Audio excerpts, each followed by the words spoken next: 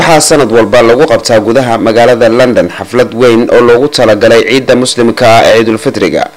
xafladaasi oo uu soo abaabulo duqa magaalada London ama Mayor of London ayaa waliba sanadkan waxaa ka soo qayb galay dad aad u fara badan oo ka yimid magaalada London iyo nawaaxigeeda. waxaa xafladaasi ka qayb qaata fanaaniin kala duwan iyo dad caan u ah oo u dhashay muslimiinta ku dhaqan caalamkooda. sidoo kale waxaa la soo casuumaa duqa magaalada London iyo maamulayaasha kala duwan ee dawladda Ingiriiska. waxaa goobtaasi ka qudbeeyay ku-xigeenka duqa magaalada Mr Richard Barnes kaasoo waliba siiyay telefishinka caalamiga ee Universal waraysi qaas u ah ummadda Soomaaliyeed. waraysigiisa wuxuu u dhacay sidan. Eid Mubarak, and can I really wish the whole of the Somali community in London a happy Eid.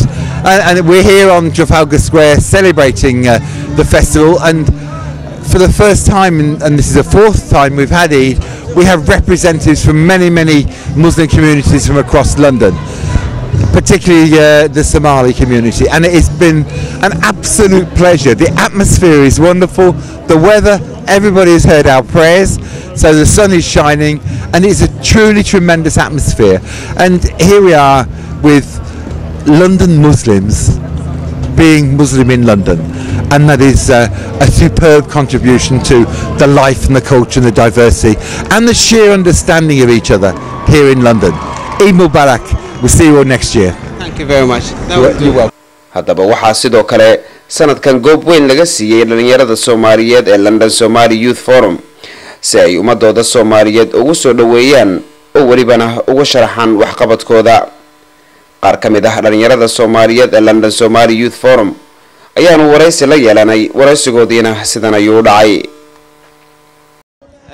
marka London Somali Youth Forum sababta qaybta loo siiyay waa maxay dadka adoo maaragtay u soo bandhigayo sababta miiskan la siiyay iyo waxaad gadaysaanba. sidaad ogtihiin London Somali Youth Forum waa organization-ka u horeeyay oo Soomaaliyeed oo loo aqoonsado bilad sharaf weyn engagement award 2009 la siiyay wiigi la soo dhaafay. waxayna noqotay codka kaliya ee Soomaalidu una doodi karta xuquuqdooda, fikirkoodana u bixin karta. waxay noqotay dadka u dagaalama dhalinyarada xuquuqdooda, waxbarashada, knife crime-ka, hooyooyinkana saboortigaysan. way iska jiraan dad maaragtay iska xoogaa leh macnaha tartan isaga jira, laakiin insha Allah waxaanu leenahay oo aanu aaminsanahay nala soo join gareeya haddii aynu isu wada tagno gacmo wada jir bay wax ku gooyaan. waa maasantahay Abuukar. haddana sidoo kale waxaa maaragtay nala jooga Zakariya ka waran maanta xafladan meesha lagu soo bandhigay. bismillaahir rahmaanir rahiim. waxaan horta markii ugu horeysa waxaan baliyay TV-ga Universal dadka Soomaaliyeed waxaan leeyahay meel walba joogaan ciid wanaagsan adigoo nabiilana waa ku salaamaya. runtii maanta waxay farxad inoo tahay waa markii ugu horeysay oo Soomaalidu qayb ka qaadato xafladan meesha lagu dhigayo. taana waa wax lagu farxo ummadda Soomaaliyeed meel walba waxaan rajaynayaa inay ku faraxdo. waxaan sidoo kale aan aad ugu faraxsanahay kale sida habsamida leh ay Soomaalidu uga soo qayb gashay. khaasan maanta waxa ay muuqanaysaa wujuh yar oo dhalinyaro ah oo aad u badan oo runtii maanta aad u soo dhaweeyay ururkan dhalinyarada ah. waxaan filayaa in maanta ay farxad inoo tahay dhammaan dadka Soomaaliyeed meel walba joogaan oo ciidan. ciid mubaarak nabiil marka waraysa ciid mubaarak wa kullu aam wa antum bikhair. ilaahay naga aqbalo ciideeda ilaahay nagu gaarsiiyo bashbash iyo barwaaqo nabadgelyo iyo badhaadho. waxa maanta fursad inoo ah oo markii labaad inaynu ka muuqanno bartamaha magaalada London ay xukuumadda dalkan xukunto quwadaha waaweyna in Soomaalida ay muuqanayso oo meeyarkii London aqoonsaday London Somali Youth Forum ay maanta hawsha soo qaban qaabisay.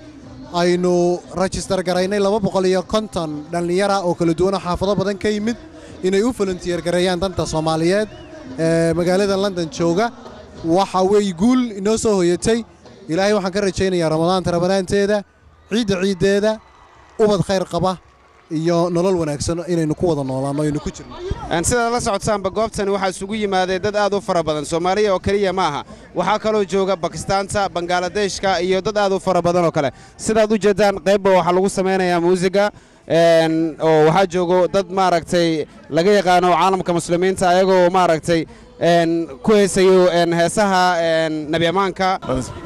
Yes, Assalamu alaikum. First of all, big up to the Somali the London Somali Youth Forum. Big up also Universal TV and Hip Hip Hooray, me say Eid is here. Tell the ghetto people around the atmosphere. Singing on Hip Hip Hooray, me say Eid is here. Tell the ghetto people around the atmosphere, it's here, it's here, it's here, it's here. Tell the Somali crew say Eid is here. Tell the Pakistan crew say Eid is here. Tell everybody say Eid is here. And the Jamaican crew, Eid is here. And the Nigeria crew, Eid is here. And the UK massive, me say Eid is here. Every single way, me say Eid is here. Got the Hip Hip Hooray, me say Eid is here. Make it to Medina now the atmosphere. Pay them and Hip Hip Hooray, me say Eid is here. Tell the ghetto people around the atmosphere. One.